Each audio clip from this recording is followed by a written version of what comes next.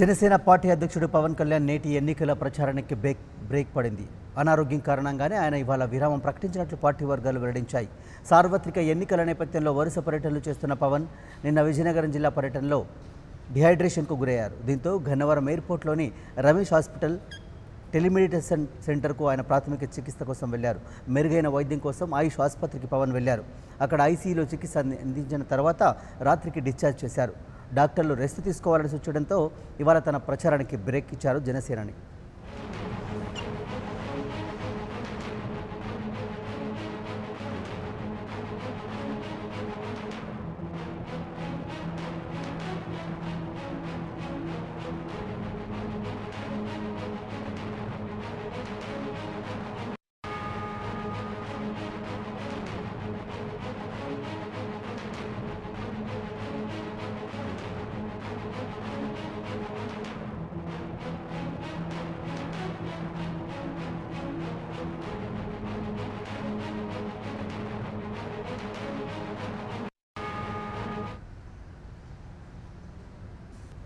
జనసేన అధినేత పవన్ కళ్యాణ్ ఆరోగ్యం ప్రస్తుతం నిలకడగానే ఉంది. ఆయన నిన్న విజయనగరం జిల్లాలో పర్యటించారు. 2 బహిరంగ సభల్లో కూడా పాల్గొన్నారు. ముందుగా విజయనగరంలో, ఆ తర్వాత నెల్లిమర్ల నియోజకవర్గంలోని సింగవరం గ్రామంలో ఏర్పాటు చేసిన బహిరంగ సభలో పాల్గొన్నారు.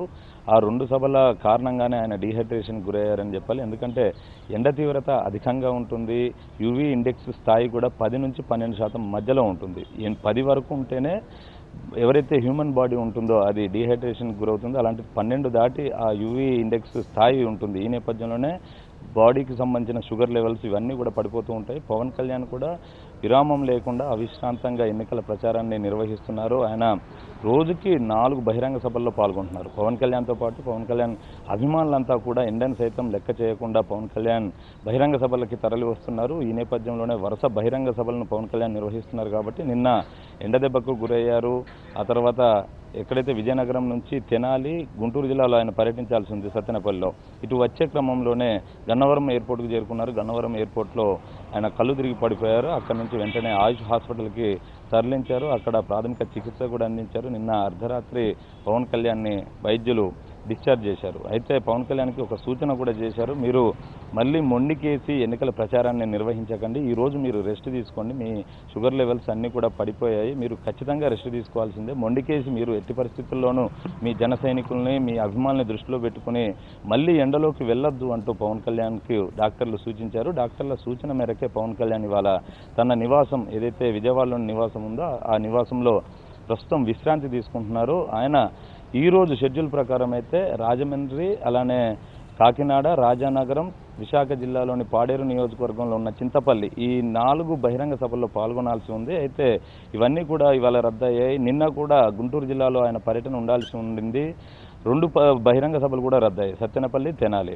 ఈ నేపథ్యంలో ఇవాళది కూడా పవన్ కళ్యాణ్ రెస్ట్ తీసుకుంటున్నారు కాబట్టి ఇవాళ కూడా పవన్ కళ్యాణ్ ఎన్నికల ప్రచారానికి బ్రేక్ పడిందనే చెప్పాలి. ఇంకా ఈ ఎన్నికల ప్రచారం అనేది 9వ తారీఖు వరకే ఉంటుంది. ఈ నెల 11 ఎలక్షన్స్ కాబట్టి 48 అవర్స్ బిఫోరే ఎన్నికల ప్రచారాన్ని ముగించాల్సి ఉంటుంది. అంటే ఇక రేపు, ఎల్లుండి, అవతల ఎల్లుండి 3 రోజులు మాత్రమే ప్రచారానికి గడువు ఉంది. ఈ 3 రోజుల్లో పవన్ కళ్యాణ్ మళ్ళీ వరుస పర్యటనలు చేయబోతున్నారు. దాదాపు 15 నుంచి 20 బహిరంగ సభల్లో పాల్గొనేలాగా రూట్ మ్యాప్ కూడా సిద్ధమవుతుంది. ఇక పవన్ కళ్యాణ్ అభిమానులు కూడా ఎవరు ఆందోళన చెందాల్సిన అవసరం అయితే లేదు. నిన్న డాక్టర్లు పవన్ కళ్యాణ్కి చికిత్స చేసి అర్ధరాత్రి డిశ్చార్జ్ చేశారు కాబట్టి ప్రస్తుతం పవన్ కళ్యాణ్ తన నివాసంలో రెస్ట్ తీసుకుంటున్నారు.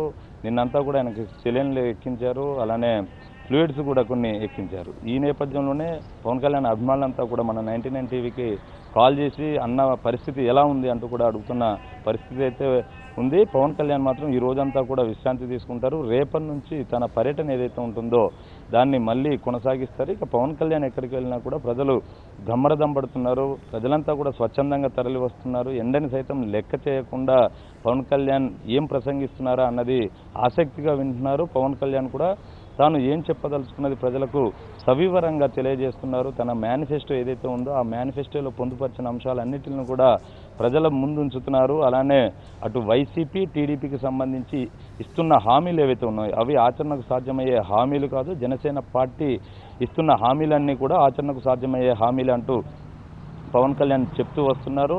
ఎందుకంటే ఈ హామీలు కూడా ఒక రామ్మోహన్ ఎవరైతే గతంలో జయలలిత తమిళనాడు ముఖ్యమంత్రి జయలలిత దగ్గర చీఫ్ సెక్రటరీగా పనిచేసిన వ్యక్తి ఉన్నారో రామ్మోహన్, అలాంటి వాళ్ళు మేధావులు వీళ్ళంతా కలిసి ఆ మేనిఫెస్టోని రూపొందించారు.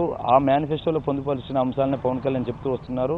మొత్తం అందరికీ కూడా ఉచితంగా, అంటే కుల మతాలకు అతీతంగా ఉచిత విద్య వైద్యం అందించాలన్నదే జనసేన పార్టీ ప్రధాన లక్ష్యం అని పవన్ కళ్యాణ్ ప్రకటించారు. అది సాధ్యమే అని చెప్తున్నారు.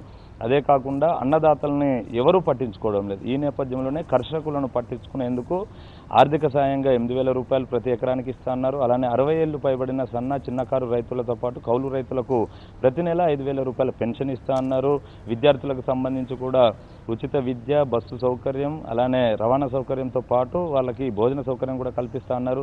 నిరుద్యోగులను దృష్టిలో పెట్టుకుని 3 లక్షల బ్యాక్లాగ్ పోస్టులు ఉన్నాయన్నట్టుగా తనకి నివేదిక వచ్చింది. ఆ నివేదికను బేస్ చేసుకునే ఆయన జనసేన పార్టీ ప్రభుత్వాన్ని ఏర్పాటు చేసిన 6 నెలలలోగానే ఆ 3 లక్షల పోస్టులను భర్తీ చేస్తానని చెప్పారు. అలానే తనలాగా 10వ తరగతి చదివిన నిరుద్యోగులు ఎవరైతే ఉంటారో వారిని దృష్టిలో పెట్టుకునే స్పెషల్ పోలీస్ కమాండోలుగా 25,000 మందికి అవకాశం కల్పిస్తానన్నారు. ఈ రకంగా నిరుద్యోగుల్లో భరోసా నింపే ప్రయత్నం పవన్ కళ్యాణ్ చేస్తూనే వస్తున్నారు. ఇదే కాకుండా ఆడపడుచులకు సంబంధించిన పెళ్లిళ్ల విషయంలో కూడా ఒక నిర్ణయం తీసుకున్నారు. 10వ తరగతి చదివి ఉన్న అమ్మాయిలు ఎవరైతే ఉంటారో వారికి సంబంధించి ₹1,00,000 ఆర్థిక సాయం చేస్తా అన్నారు. అదే కాకుండా పుట్టింటి సారి పేరుతోటి 10,116 ఇస్తా అన్నారు. ఈ రకంగా బడుగు బలహీన వర్గాల వారి అందరినీ కూడా దృష్టిలో పెట్టుకునే జనసేన పార్టీ మేనిఫెస్టోని రూపొందించింది. అందులో పొందుపరిచిన అంశాలన్నింటినీ కూడా పవన్ కళ్యాణ్ ప్రతి బహిరంగ సభలో ప్రజలకి వివరిస్తూ ముందుకు వెళ్తున్నారు. అలానే ప్రజలను కూడా ఒకటే అడుగుతున్నారు, మీ ముందు జనసేన పార్టీ, టీడీపీ, వైసీపీ ఈ 3 పార్టీలు ఉన్నాయి. ఇందులో మీకు ఏ పార్టీ నచ్చితే ఆ పార్టీకే ఓట్లు వేయండి అంటూ పవన్ కళ్యాణ్ ప్రజలను అడుగుతున్న పరిస్థితి అయితే ఉంది. ఈ రకంగా పవన్ కళ్యాణ్ ఎన్నికల ప్రచారంలో దూసుకెళ్తున్నారు. అయితే ఆయన నిన్న ఎండవేడిమి ఎక్కువ ఉన్న నేపథ్యంలోనే ఆ డీహైడ్రేషన్కు గురై ఈరోజు బ్రేక్ ఇవ్వాల్సిన పరిస్థితి అయితే ఏర్పడింది. Hello, this is your Nandu. Please do subscribe to New Waves Media.